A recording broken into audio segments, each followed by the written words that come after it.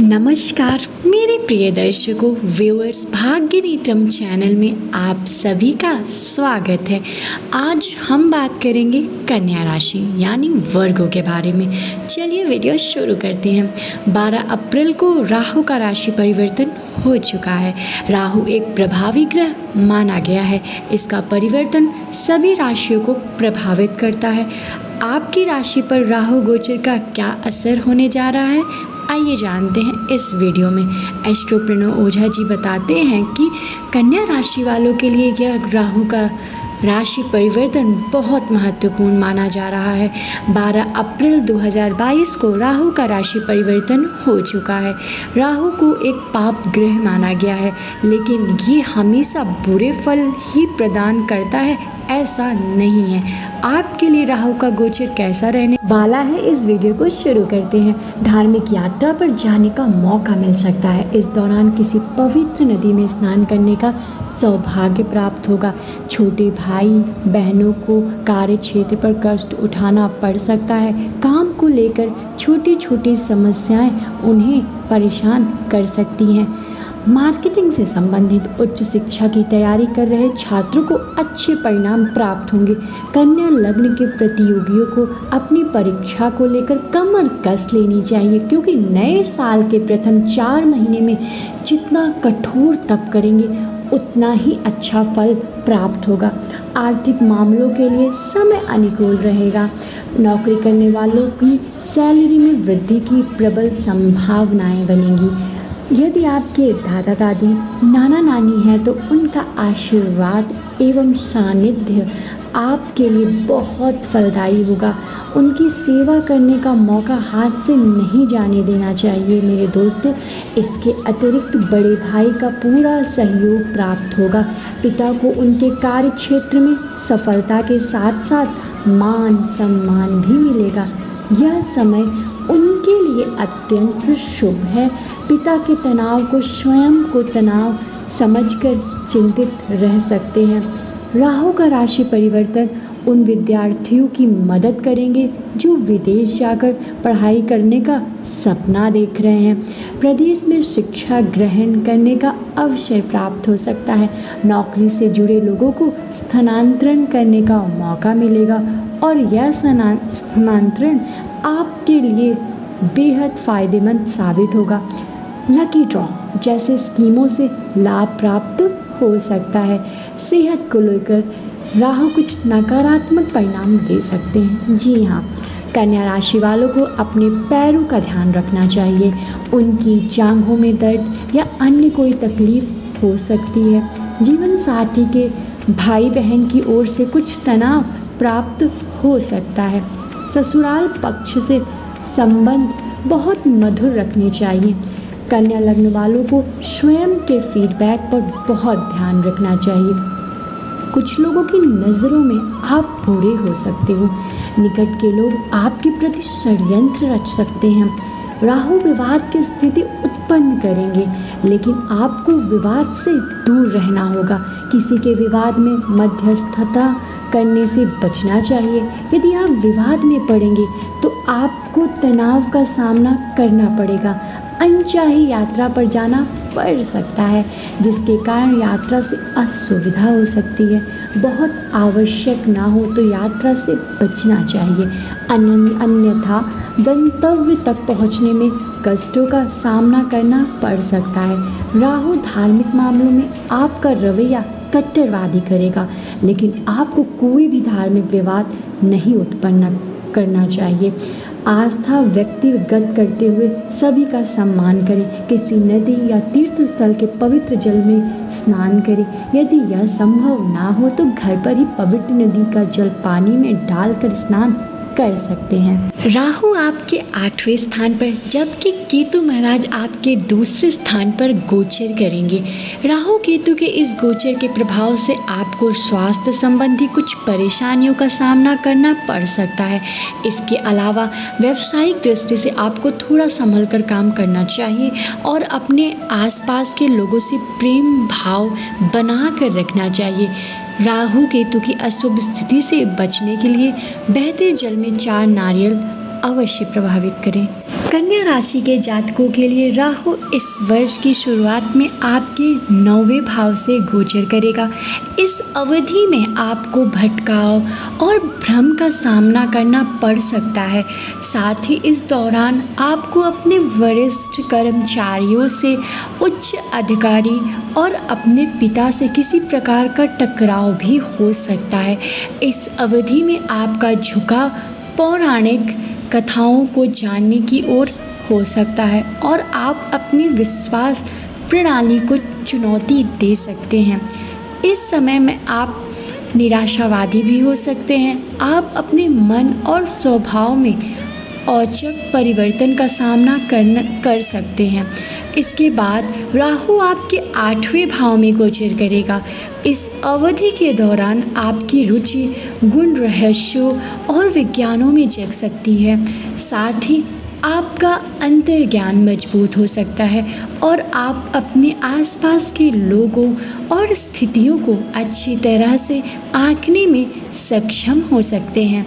इस अवधि के दौरान आपको स्वास्थ्य संबंधी समस्याओं का सामना करना पड़ सकता है और किसी प्रकार की चोट लगने की भी आशंका है।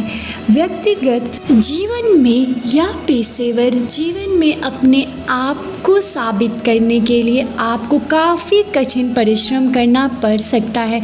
जो लोग गहन अध्ययन या फिर अनुसंधान करते हैं उनके लिए यह समय अनुकूल साबित हो सकता है। जो लोग इंश्योरेंस सेक्टर में काम कर रहे हैं वे इस अवधि में बहुत अच्छे सौदे कर सकते हैं और अच्छा प्रोत्साहन भी प्राप्त कर सकते हैं। आपको यह सलाह दी जाती है कि इस दौरान आर्थिक लेन देन करते समय सावधान रहें। आपको आर्थिक नुकसान होने की आशंका है, इसलिए आपको सलाह दी जाती है कि इस दौरान आर्थिक लेन देन की बजाय सट्टा बाजार या संपत्ति में निवेश करें, क्योंकि लेन देन के मामले में आपके साथ धोखा होने की आशंका है। प्रतिदिन अपने माथे पर सफ़ेद चंदन का तिलक लगा। केतु जब तक वृश्चिक में रहेगा तब तक आपके पराक्रम में गति रहेगी। परिवार, अर्थ और सेहत की दृष्टि से यह गोचर शुभ रहेगा। नौकरी और व्यापार में सकारात्मक परिणाम देखने को मिलेंगे। फिर जब केतु आपकी राशि के दूसरे भाव में गोचर करेगा तब आपके खर्च बढ़ा देगा। गले में संक्रमण हो सकता है। परिवार में किसी बात को लेकर मतभेद हो सकता है। यात्रा के योग बनाएगा। हालांकि नौकरी और व्यापार पर इसका कोई खास असर नहीं होगा। राहु आपके 8वें भाव में गोचर करेगा। इस अवधि के दौरान आपकी रुचि गुण रहस्यों बढ़ सकती है। व्यापार और नौकरी में कठिन परिश्रम करना होगा। सेहत का ध्यान रखना होगा। के लिए यह गोचर अष्टम भाव में होने जा रहा है। आकस्मिक धन लाभ होंगे। शेयर मार्केट में जुआ सट्टा से जुड़े लोगों को धन प्राप्त करने में सफलता प्राप्त होगी। बहुत दिनों से अटके कार्य एकाएक पूरे हो जाएंगे। रिसर्च से जुड़े विद्यार्थियों के लिए समय अच्छा रहेगा। विदेश में पढ़ाई लिखाई या नौकरी करने के लिए जाने वाले इच्छुक लोगों के लिए यह समय अनुकूल रहेगा। आपके लिए राहु का गोचर आपके अष्टम स्थान व केतु का गोचर आपके द्वितीय स्थान पर हो रहा है। आपकी वाणी के कारण मतभेद हो सकते हैं। सोच समझकर बोले। अपने आवेश पर कंट्रोल रखें। मांस आहार व एवं मद्यपान में रुचि बढ़ेगी। सावधानी बरतें। वाहन सावधानी पूर्वक चलाएं। छोटा मोटा एक्सीडेंट हो सकता है। चोट इत्यादि लग सकती है। छुपी हुई बातें सामने आ सकती हैं। स्वास्थ्य का ख्याल रखें। रोगों की चपेट में आ सकते हैं। ऑपरेशन का योग भी बन रहा है। स्वास्थ्य का पूरा ध्यान रखें। इसको मैं बार बार कह रही हूँ तो इस पे अवश्य आप ज़रूर ध्यान रखें। राहु पुत्र रत्न अष्टम भाव पर बैठकर दिलवाते हैं। जो नवविवाहित दंपति हैं और जो संतान की प्लानिंग कर रहे हैं तो उनके पुत्र रत्न की संभावना राहु के इस राशि परिवर्तन के बाद में प्रबल बन जाएंगी। लावारिस धन भी आपको राहु के इस राशि परिवर्तन से मिल सकता है। परंतु अष्टम भाव में राहु यात्रा बहुत करवाते हैं, यानी परिवार का सुख थोड़ा सा कम आपको मिलता हुआ दिखाई देगा। घर से दूर रहकर आपकी यात्रा बहुत होगी, परंतु जिस भी उद्देश्य से यात्रा होगी वो उद्देश्य निश्चित रूप से आपको सफल होता हुआ दिखाई देगा, यानी आप उन यात्राओं में सफलता प्राप्त करेंगे। तो ये राहु अष्टम में बैठे हैं तो उसके रिजल्ट मैंने आपको बताए। अब तक राहु की दृष्टि आपके लग्न पर, आपके पराक्रम भाव पर और आपके पंचम भाव पर पड़ रही थी। इन स्थानों को प्रभावित भी कर रही थी, परंतु इन स्थानों से संबंधित परेशानियां जैसे थोड़ा सा कंफ्यूजन की स्थिति और एक अनायास भय आपके मन में था। पावर को आप हमेशा नेगेटिव सोचकर नेगेटिव दिशा में लेकर जा रहे थे और छात्रों को जो अपने पढ़ाई के मन मुताबिक परिणाम नहीं प्राप्त हो रहे थे, संतान प्राप्ति में बाधा उत्पन्न हो रही थी। इन सभी समस्याओं से आपको मुक्ति मिल जाएगी। परंतु राहु अब अष्टम में बैठ चुके हैं। राहु की पंचम दृष्टि आपके द्वादश भाव पर और सप्तम दृष्टि आपके द्वितीय भाव पर और नवम दृष्टि आपके सुख स्थान पर पड़ेगी और इन स्थानों पर राहु की दुष्प्रभाव आपको देखने को मिलेगी। यानी अगर आपकी फाइनेंशियल कंडीशन ठीक नहीं है या फिर गलत तरीके से धन कमाने की चेष्टा की है तो उसमें दिक्कतें बाधाएं आ सकती हैं। बाधाएं आपको उत्पन्न हो सकती हैं। विदेशी कंपनियों के साथ में आपका कोलैबोरेशन अगर होने वाला है या विदेश जाकर नौकरी करने का सपना आपका बना हुआ है तो वो सपना आपका थोड़ा सा दिक्कतों भरा हो सकता है, यानी वीज़ा की दिक्कत हो गई या फिर उस कंपनी से आपको ऑर्डर मिलते मिलते रह गया या फिर रुपए पैसे से संबंधित कार्य अधूरे रह गए। ऐसी समस्याएं अब उत्पन्न हो सकती हैं। अब इस मामले में आपको बहुत ही सावधान और सतर्क होकर आगे बढ़ना है।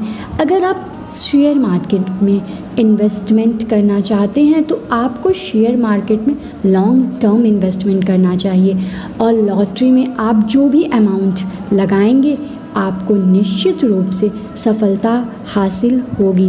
पर रिश्वत लेने का प्रयास बिल्कुल भी ना करें। जो सरकारी नौकरियों से जुड़े हुए लोग हैं उनके लिए ये समय अच्छा नहीं है। झूठे आरोप लग सकते हैं या फिर आपने रिश्वत लेने की कोशिश की है तो आपके खिलाफ कार्यवाही हो सकती है। जेल यात्रा का भी आपको सामना करना पड़ सकता है। राहु की सप्तम दृष्टि की बात करें तो आपके द्वितीय स्थान पर पड़ रही है जो कि आपको थोड़ा सा स्ट्रेट फॉरवर्ड बनाएगी। वाणी से आप अच्छे कामों में खलल डाल सकते हैं, यानी बात बनते बनते बिगड़ सकती है आपके बोलने की वजह से। तो आपको शब्दों का चयन बहुत ही सोच समझकर करना पड़ेगा, खासकर उनको जिनका बोलने से संबंधित काम अधिक रहता है, जैसे शिक्षण व्यवसाय से आप जुड़े हुए हैं, कलाकार हैं या आप नेता हैं या आप रिसर्च से रिलेटेड अगर कोई काम करते हैं, डिबेटर्स हैं, मीडिया कर्मी हैं, इन क्षेत्रों से जुड़े हुए लोगों के लिए ये समय बहुत तोल मोल कर बोलने का है, क्योंकि आपके बोलने की वजह से बनते काम बिगड़ सकते हैं। पैतृक संबंधी जो समस्याएं चल रही हैं आपको थोड़ा सा सतर्क रहना है। बहुत सावधानी के साथ इन मामलों को हैंडल कीजिए, क्योंकि इन मामलों में भी आपको दिक्कतें आ सकती हैं और आपके हाथ लगी गई संपत्ति आपके हाथ से निकल सकती है। तो थोड़ा सा अवेयर रहें। किसी रिश्तेदार के साथ में मतभेद होने से बचें और उनके साथ बहस से झगड़े से बचें, क्योंकि वो आपके रिश्तों में मनमुटाव लाएंगे। अब राहु की नवम दृष्टि सुख स्थान पर पड़ रही है तो थोड़ा सा प्रभावित कर सकते हैं।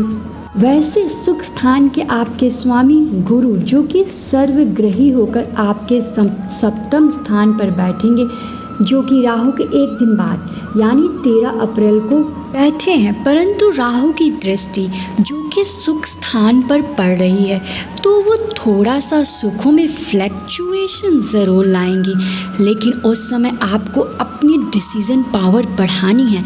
आपको कहाँ इन्वेस्टमेंट करना है, कहाँ नहीं करना है, ये डिसीज़न बहुत मायने रखती है और इसमें आपको भ्रमित नहीं होना है।